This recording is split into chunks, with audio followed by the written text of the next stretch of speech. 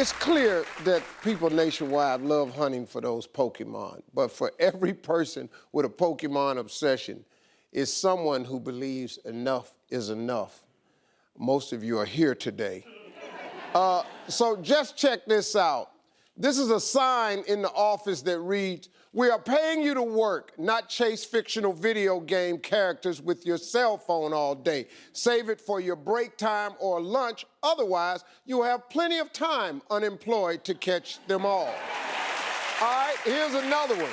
It reads, "Come in my yard at night looking for Pokemon and you gonna get a Glock at you."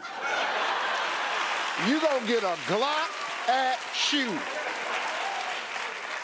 Then there's this tweet from a local police department. "Just to be clear, I was looking for a Pokestop is not an acceptable reason for being on the roof of a shop with a crowbar at 2 a.m.